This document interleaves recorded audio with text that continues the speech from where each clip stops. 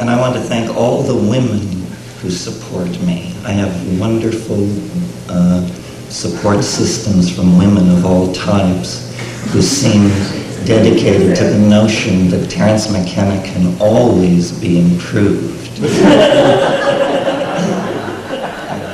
I'm extremely grateful for that.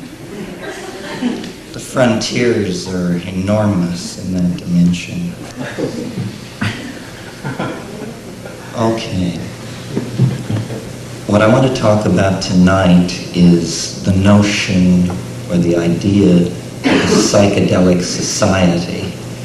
When I spoke at Santa Barbara at the Psychedelics Conference, whenever it was, last May, a year ago, my contact lenses failed me at a critical point in my lecture, and I simply had to wing it.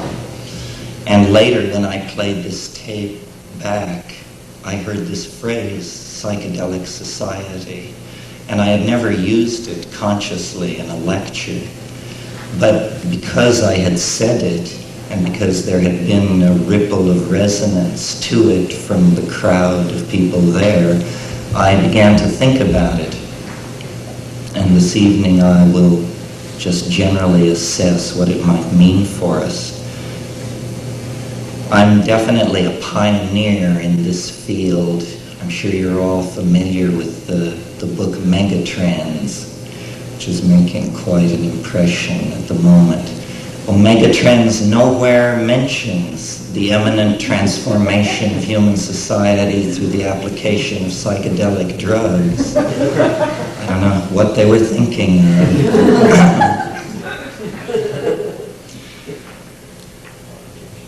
What I think a psychedelic society, what that notion means or applies to me in terms of ideology, is the idea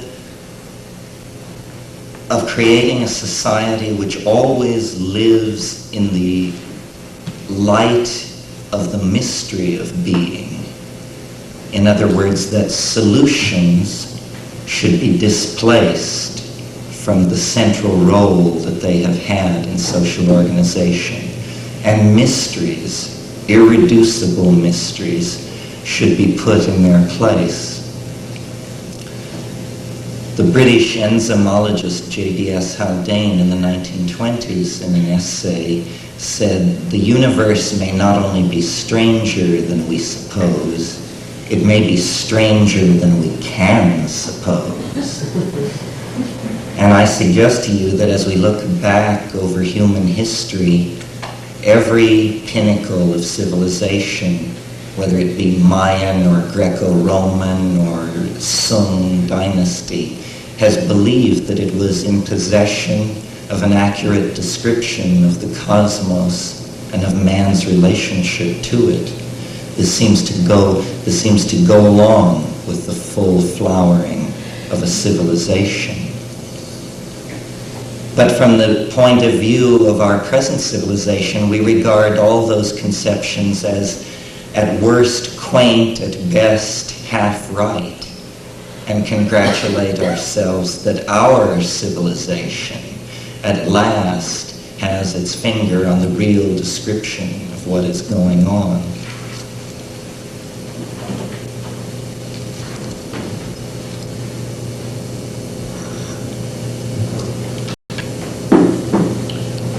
But I think that this is not true, and that actually what blinds us, or what makes historical progress very difficult, is our lack of awareness of our ignorance, and that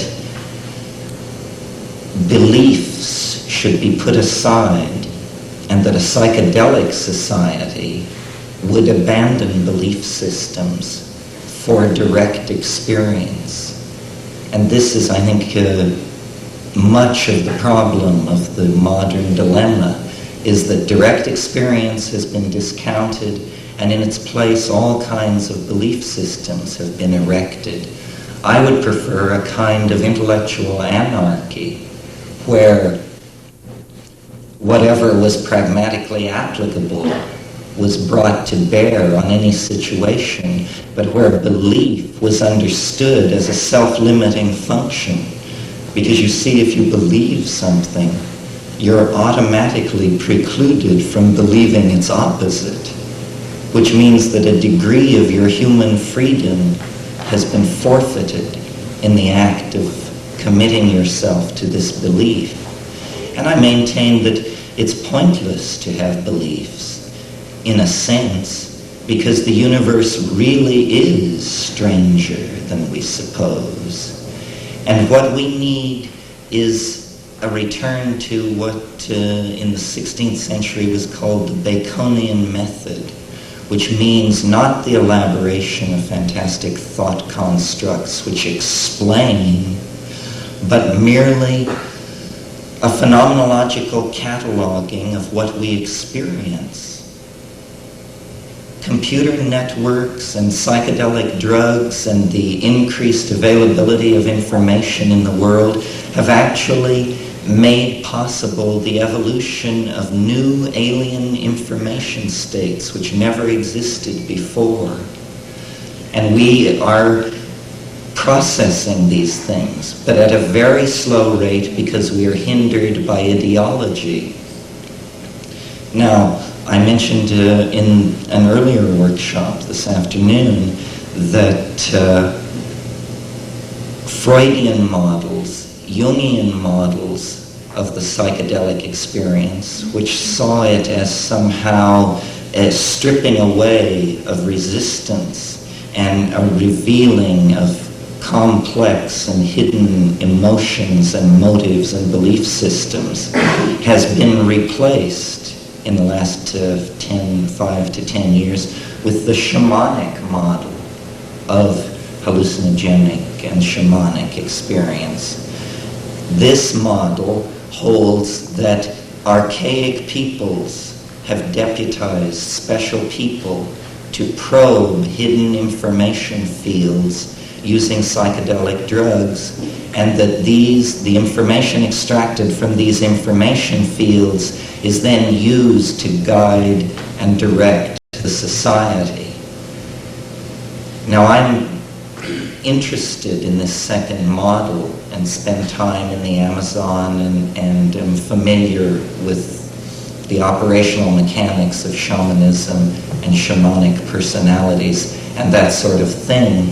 But I believe, actually, that the psychedelic experience looms larger than the institution of shamanism, and that we hold a unique opportunity, which is sort of the flip side of the culture crisis. Our ability to destroy ourselves is the mirror image of our ability to save ourselves. And what is lacking is a clear vision of what should be done. What should be done is certainly not the accumulation of ever larger nuclear arsenals and the promotion of all kinds of primate game playing of the sort that Tim Leary is well versed in denouncing. What needs to be done is that fundamental ontological conceptions about reality have to be remade. We need a new language. And in order to have a new language, we must have a new reality. It's almost a kind of Ouroboros equation or a bootstrap situation. A new reality will generate a new language. A new language will fix a new reality and make it part of this reality. These psychedelic drugs can be conceived of as points on an informational grid. They provide new perspectives on reality.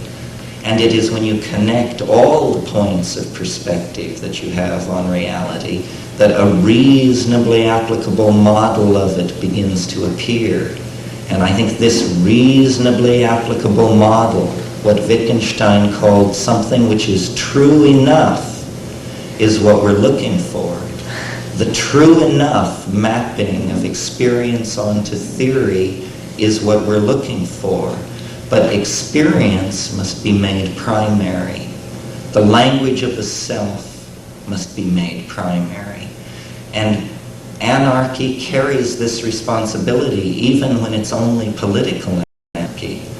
What I'm advocating is that we each take responsibility for the cultural transformation by realizing that it is not something which will be disseminated from the top down.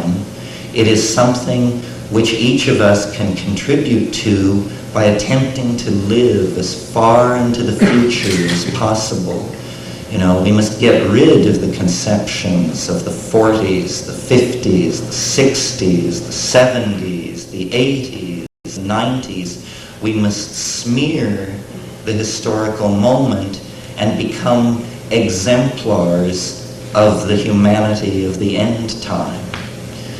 And those of you who attended my lecture this afternoon about time know that I believe that liberation, or let's even say decency, as a human quality, is an actual resonance and anticipation of this future perfected state of humanity.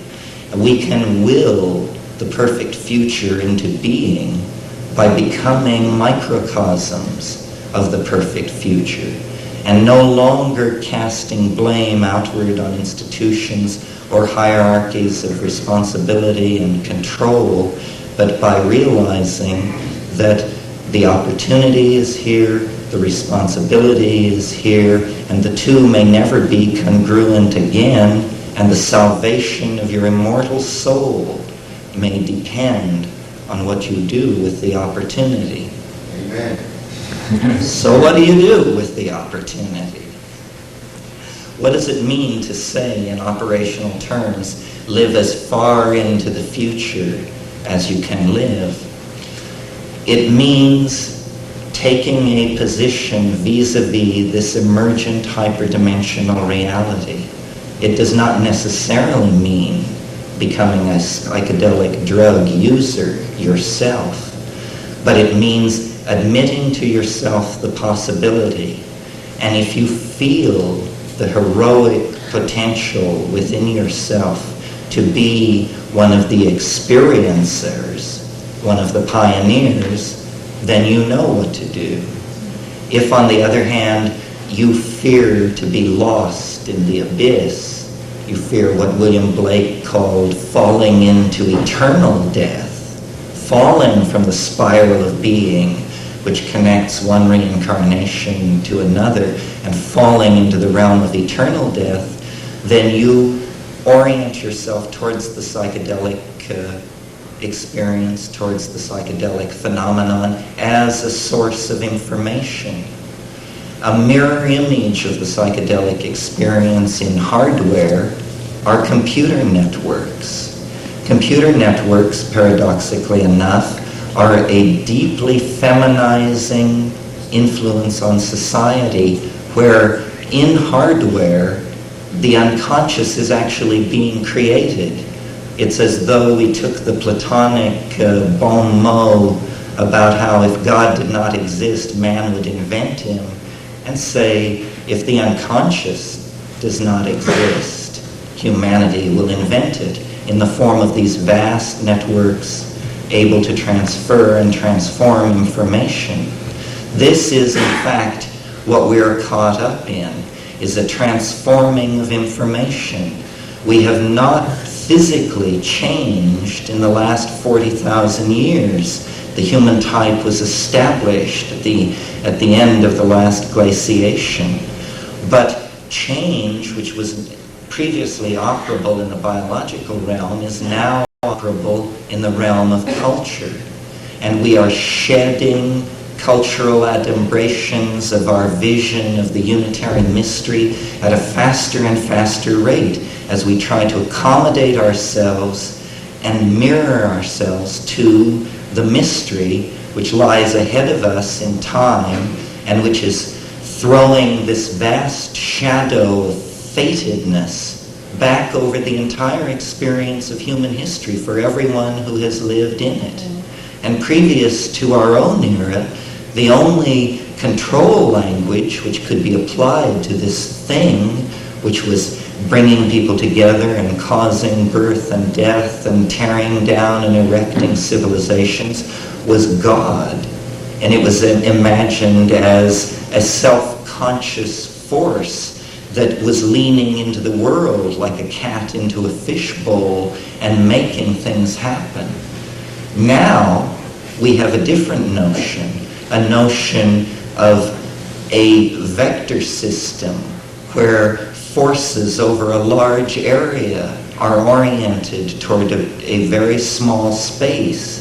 And this is what history is. It's an inrushing toward what the Buddhists call the realm of the densely packed, a transformational realm where the opposites are unified. And the way I characterize this union of opposites is to say it is that realm where the body is finally interiorized, the mind is finally exteriorized. The way I think of the mind is as a fourth dimensional organ of your body. You can't see it because it's in the fourth dimension, but you experience a sectioning of it in the phenomenon of consciousness. But that is only a partial sectioning of it, the way a plane gives a partial picture of a cone when it truncates it. The growth of information systems is only a mirroring in masculine hardware of what already exists in nature as a fact. And it is up to us to hone our intuitions and to become aware of this pre-existent system of communication and wiring so that we can step away from the dualisms which separate us from each other and from the world.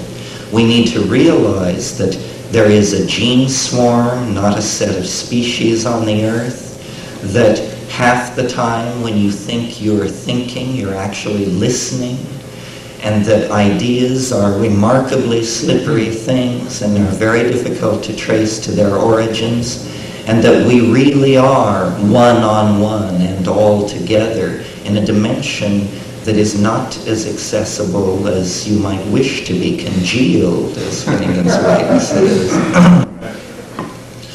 The psychedelics are a red-hot social issue, ethical issue, whatever the term for it is. And it is precisely because they are deconditioning agents. They will cast doubt in you if you're a Hasidic rabbi, a Marxist anthropologist, or an altar boy, because their business is to dissolve belief systems. And they do this very well, and then they leave you with the raw datum of experience. What William James called, in talking of infants, a blooming, buzzing confusion is what they leave you with, the raw datum of experience. And out of that, you reconstruct a world.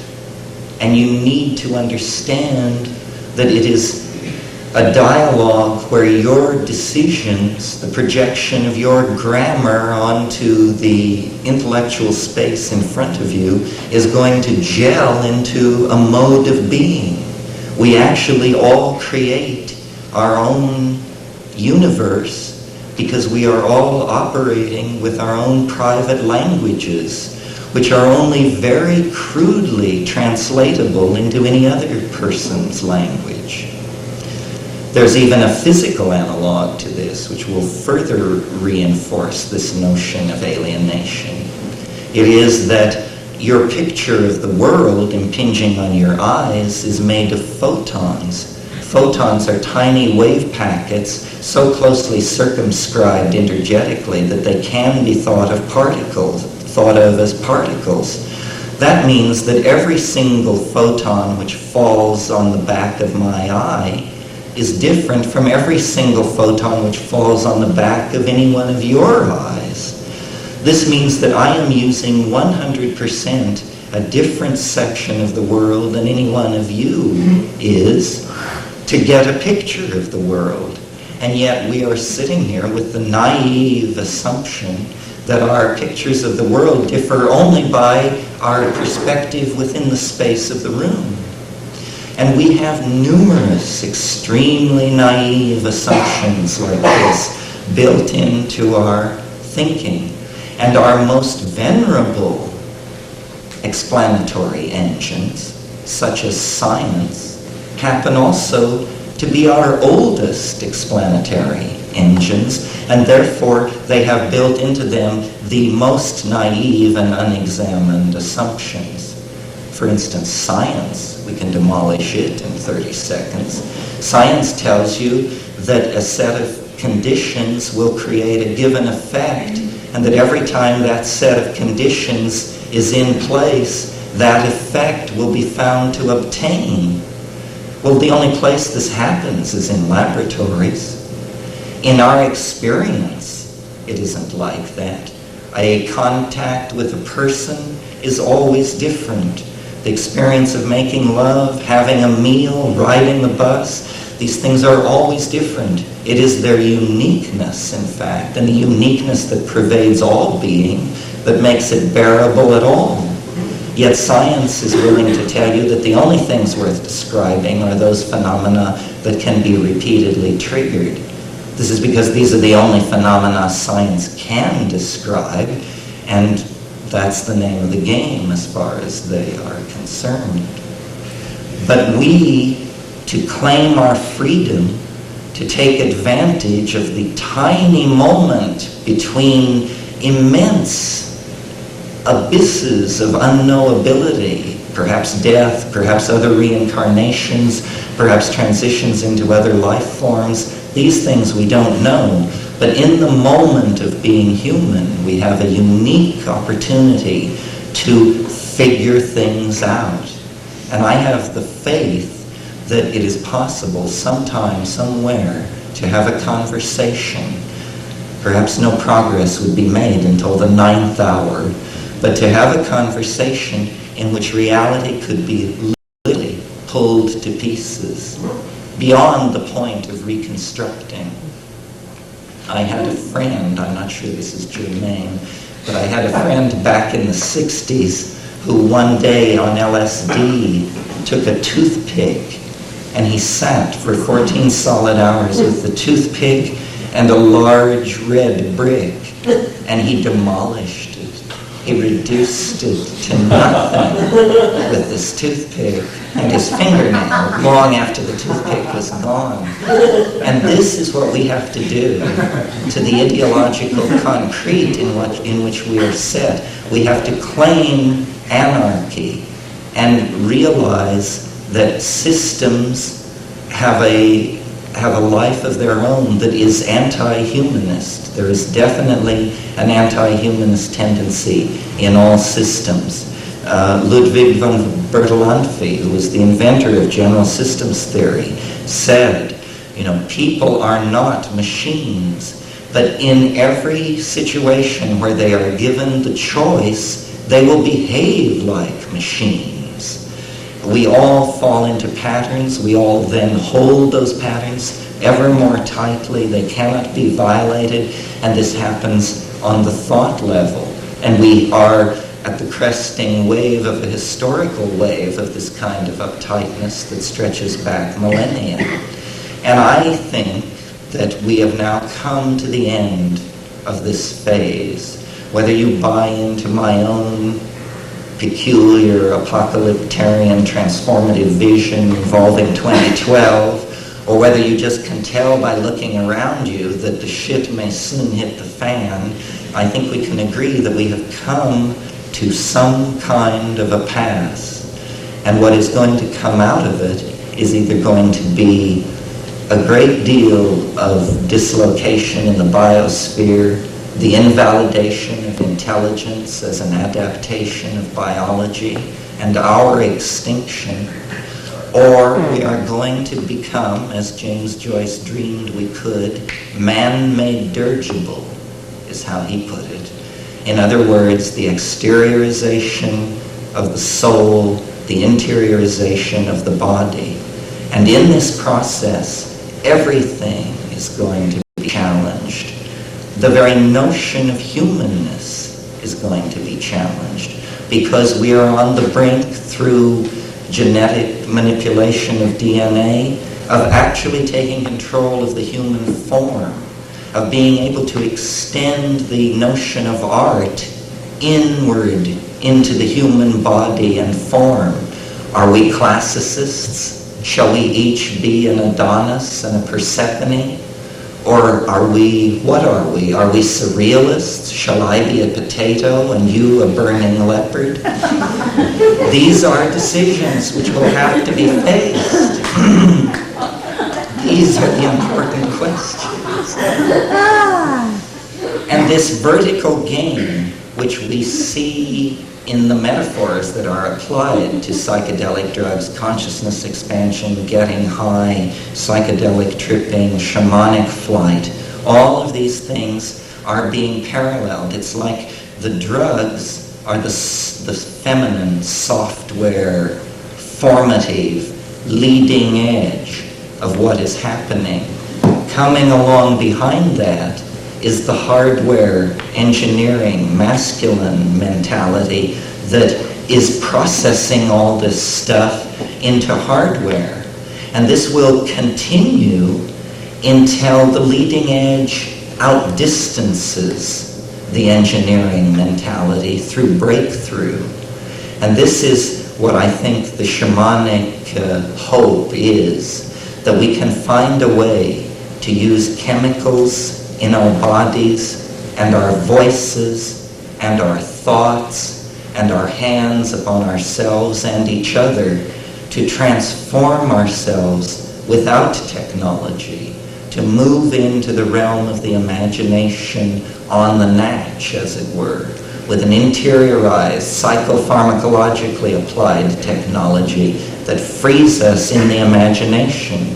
At the same time that this is going on, the engineering mentality is going to set human societies in orbit around the Earth and the Moon and the near planets. But there's a catch here for the engineering mentality, which is that the very void which surrounds the planet exemplifies this enfolding, abyssal, feminine element. It is the mysterious mama matrix of Finnegan's Wake. The mysterious mama matrix is the universe, and there is no escaping that fact. So that I think the engineering mentality, which will seek to change man into his machines, will have to be counterpoised by the psychedelic, earth-oriented, imagination-oriented side of things, which will create then the potential for the spiritual marriage that will be the alchemical perfection of a new form of humanity. And this is not far away. It can't be far away. It must be now and soon.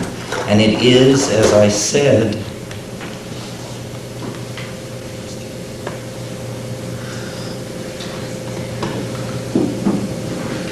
it is a personal responsibility incumbent upon all of us to act.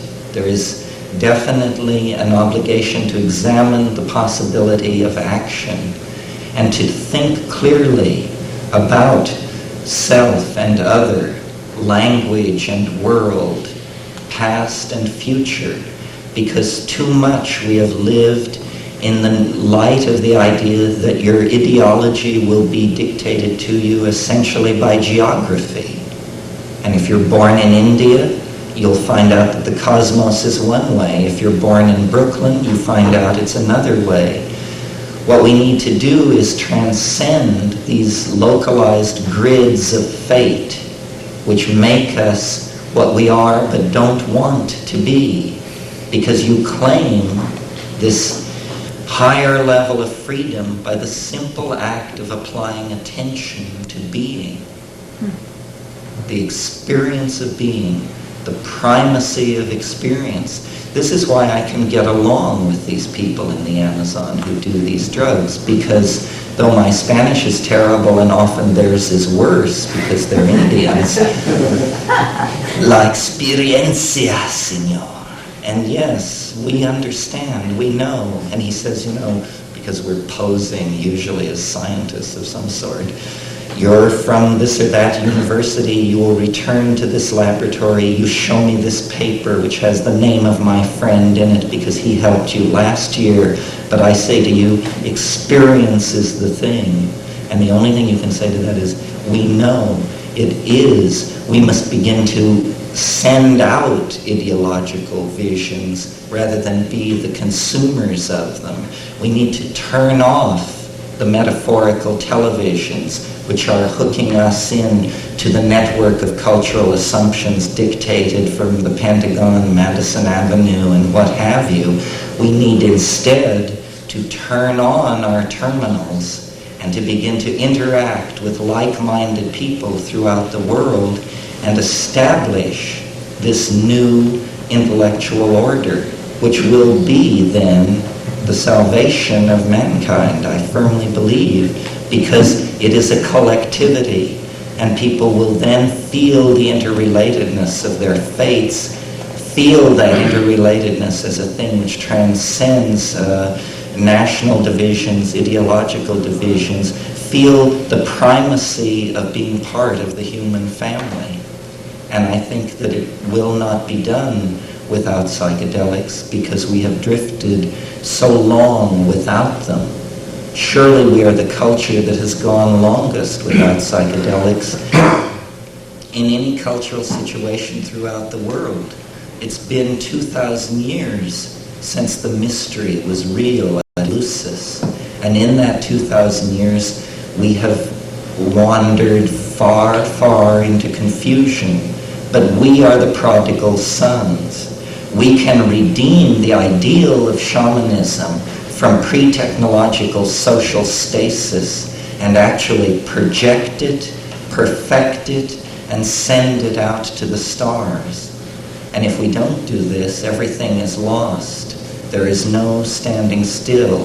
There is only risk and commitment to these millennia-long cultural goals that will restore meaning and direction to our civilization, or we will fritter it away into chaos and destruction and the horrors of the typical future scenario.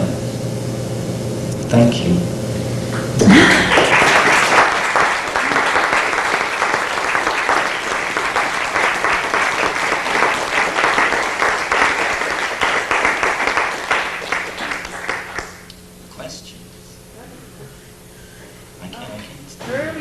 Earlier in your talk, you mentioned the expression gene swarm, and I'm not familiar with it. Could you explain it? Yes, I talked about this in the workshop this afternoon, pointing out that the notion of species is simply a 17th century convention of biological classification begun by Linnaeus, because when you visually look around with no awareness of geological time, you do seem to see distinct plant animals.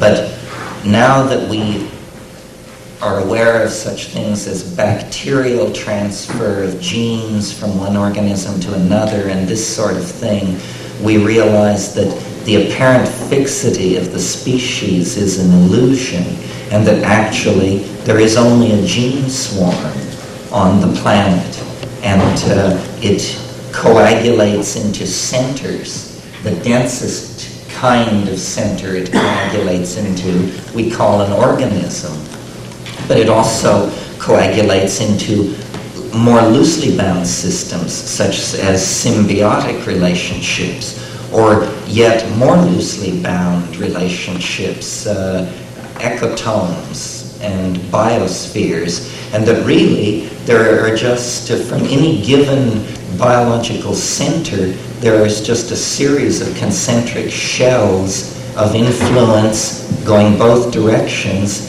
outward, and that's a more true view of the situation on the planet than the notion that there are distinct species. So that you would see the actual organisms and all that as being maybe, or the gene swarm expressing itself as an interaction with the environment at that particular moment. And Yes, all they're that. temporary Right. aggregates Right. of genetic material. I'd never heard that, and I find it very interesting.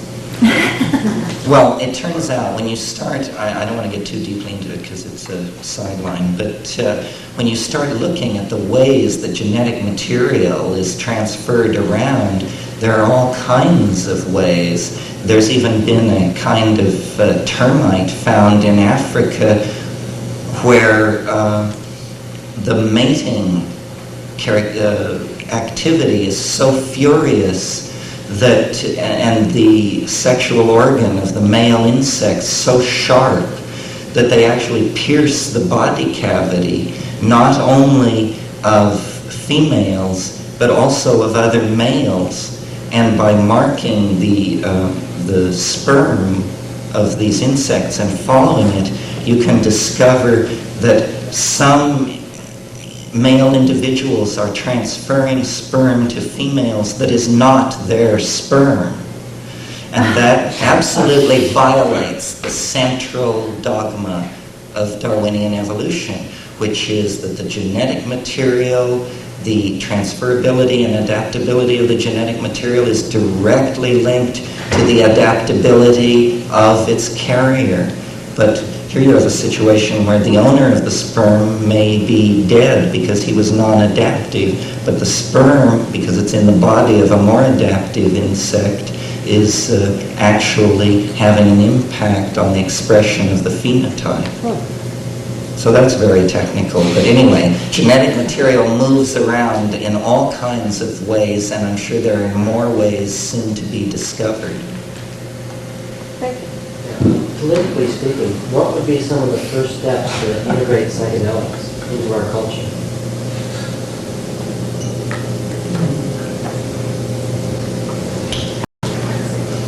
Well, harking back to my notion that the responsibility always rests on us, and that you don't want to go out and immediately form a movement to change those guys or that bureau, I think the thing that should be done is people who are involved in psychedelics should live lives of such exemplitude and impeccability that the notion that there was anything shady or wrong or curious about this phenomenon would be ludicrous.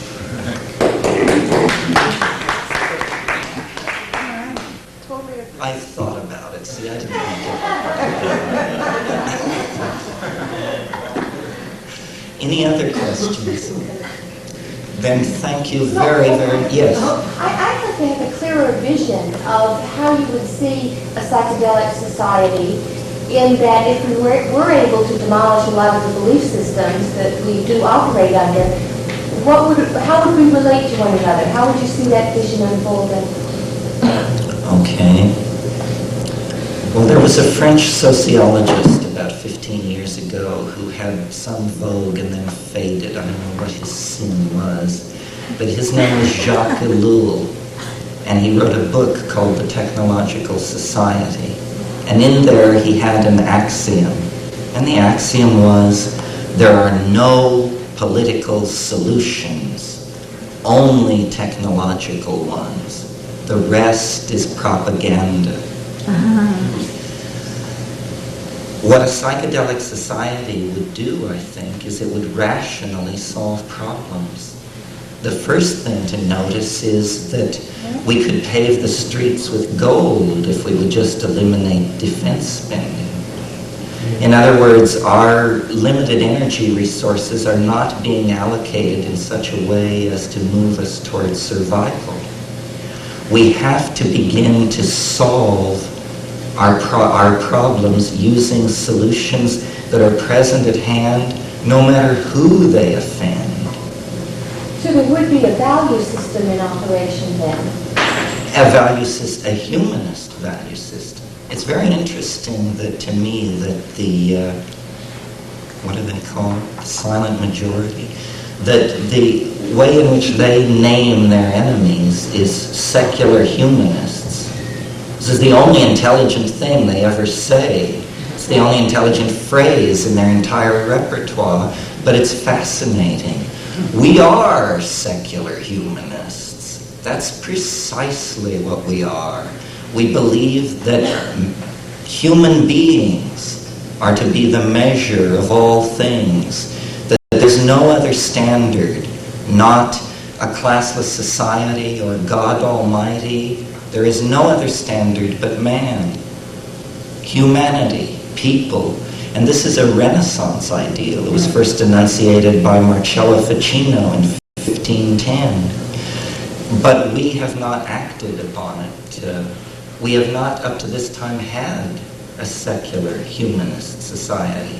We've had this curious mix of medieval remnants in the religious department, gangster capitalism in the economic department, stasis-seeking Marxism as a counterpoise to that. We have never rationally tried to solve our problems. And we have never rationally tried to solve our problems on a personal level until the advent of, psychology in the modern sense. People never examined the center. They thought of the center as a mirrored bead, and that you didn't ask questions about the self or motive or the relationship of your worldview to trauma, expectation, class level.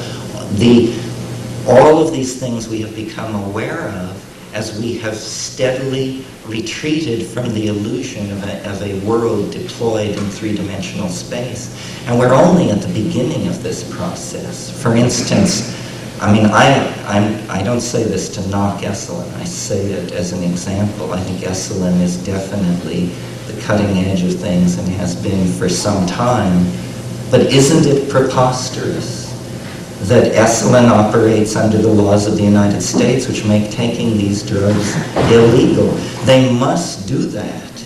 They must do that. They have no choice, whatever their private opinions may be. And all institutions are in that bind. There's no such thing as a revolutionary institution. There are only revolutionary people. And this is why this de-emphasis on belief systems and their support systems, which are institutions, seems to me the essence of this psychedelic message. It says, be against method. Don't be enslaved to method. Embrace anarchy. Anarchy has a bad name because in the political arena, it's a weird number. But in philosophy, in science, in love, and in human relations generally, it seems to me it is the most respectable system based on its track record. Any others? Yes. Is there any truth in Jung's point of view that there has been a certain amount preserved in Tübingen University? He tracks back to Leibniz, to a secret part of the Tübingen University, which was... Well, this is a game you can play, yes. I mean, his view of it was very correct. There are these lines that can be traced back. Gnosis. I didn't use this word tonight, gnosis, nor did I use the word logos. But this notion of an accessible truth, which is self-evidently true when heard, is very close to the notion of the collectivity of the Psychedelic Society. My idea is that we could change the logos of the mystery religions from a religious mystery into a social reality. And that would be a social transformation because it would essentially sacralize the secular humanist society that I mentioned. Yeah. I've been picking up a sort of an urgency of we gotta do it and do it now type of thing as far as shamanism is concerned. I couldn't quite understand why I can't sit back in my stupidity and continue this, practice. Is it because we're coming to man can destroy the world? No, it may be related to that. We can't know about that. But for sure what it's related to is that your human existence is a unique opportunity. So it's only the opportunity. There is no great urgency as far as you see. It's not a matter of we got to do it now because we got ourselves into a bind, and if we don't get the realization or the knowledge of getting along with If we don't do it, someone else will. That's my faith. But there's only one game in town, and if you want to be part of the adventure of being, you have to get your feet wet. And that means you have to get committed in some way. So if it's not done now, it'll be done in 100 years from now. This is coming. I mean, this wave has been rolling toward completion since before the breakup of Pangea. This is the big picture.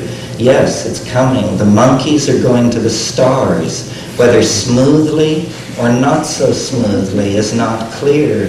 But the monkeys are going to the stars, and they're going to take everyone with them. And it can be a relatively smooth birth with no tearing and no bleeding and everything just moving right along. Or it can be holy hell and leave the earth a smoking cinder before it's over with. But the monkey thing, the information creature, is definitely on its way to the stars. I don't think anything can stop that. If you wanted to stop that, you had to get back there before the pyramids. Well, thank you very much.